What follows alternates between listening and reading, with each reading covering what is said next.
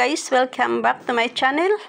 Ayan, ngayon naman ay gagawa tayo ng kilawing lamang loob ng baka. So ayan guys, pinalambot muna natin ang ating lamang loob ng baka, pero syempre, nilinis ko rin naman yan.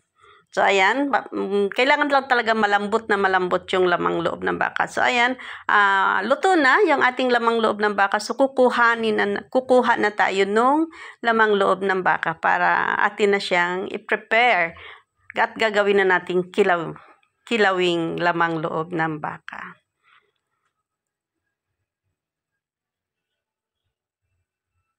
Konti lang yung ginawa, guys, kasi konti lang naman kami dito sa bahay, 3 lang pang ulam lang. So, nagki-crave lang talaga kami ng kilawing lamang loob ng baka. So, dito na ngayon ang ating mga ingredients, ipiprepare na natin.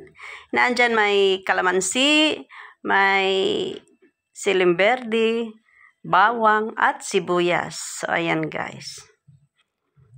Maninipis lang yung inyong paghiwa ng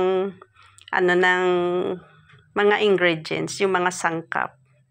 Tulad niyan, yung siling berde, so maninipis lang siya. Ganon din naman ang bawang, maliliit din ang paghiwa. So, ayan.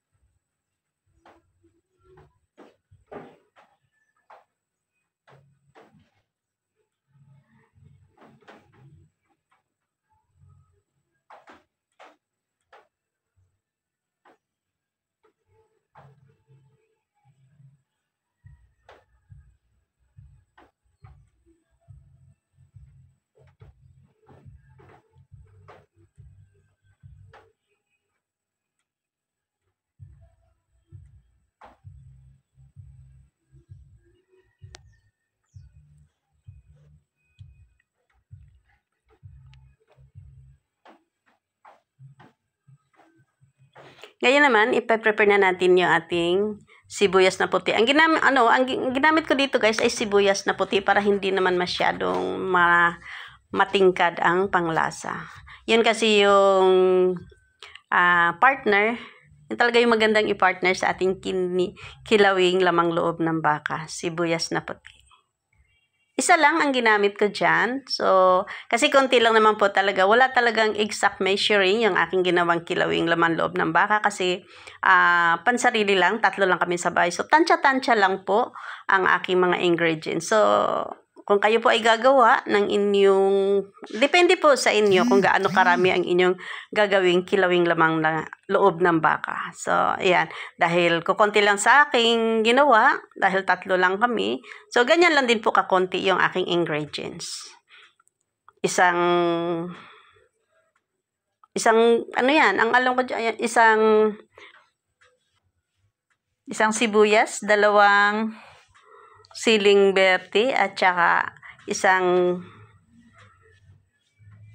bawang, ulo ng bawang, isang buong bawang ang aking nilagay. Kasi mas masarap yung bawang, mas marami, di ba?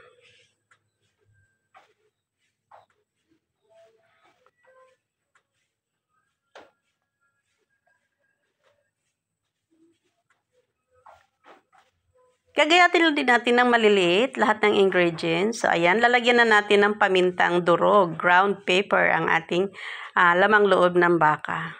At ngayon, ilalagay naman natin yung ating kalamansi.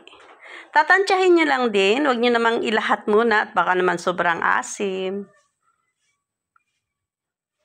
Tapos, ayan, ilalagay na natin yung ating sibuyas, bawang at saka yung ating siling berde. Pagsama-samahin na po natin doon sa ating lamang loob ng baka.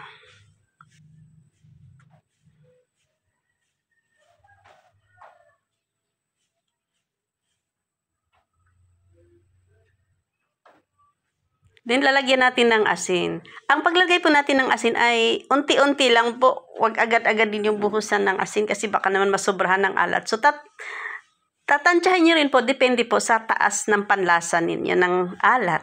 So, ayan. Maglalagay din ako ng sibuyas, siling labuyo. Dalawa lang ang nilagay ko dyan dahil baka masubrahan naman ng anghang. Ay, hindi naman ako ganun kaano sa anghang. So, ayan. Imimix na po natin lahat para magmimix po yung mga ingredients at manunuot naman sa lamang loob ng baka.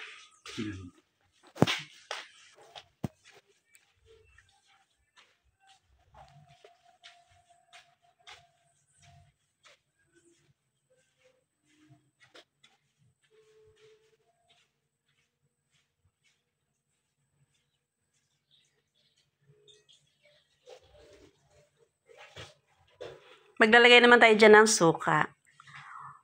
Basta lahat po ng ingredients ay tatansyahin nyo lang. Huwag nyo biglain. So, depende po sa inyong panglasa. Unti-unti lang po. Tapos yan, syempre, pag tinikman natin, tapos kung kulang pa, so dadagdagan kasi pansarili lang naman po talaga yan. So, hindi ko siya inanod kung ilan ang measurement ng kada sangkap. Tansya-tansya lang po. Kasi syempre, titikman naman natin yan. So, kung ano ang kulang, so dadagdagan natin, di ba?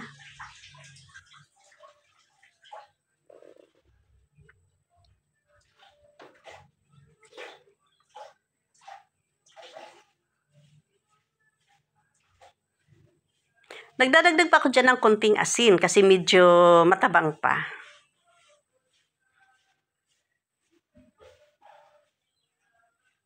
So, ayan, tapos na. Ayan na po ang ating finished product.